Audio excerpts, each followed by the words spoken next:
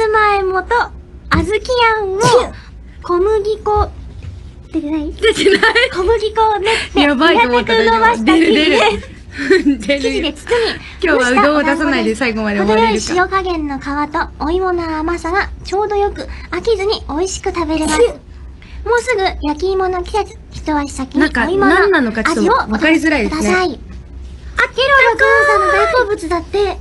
そうなんだ。なんか、いきなり作れる。なんか、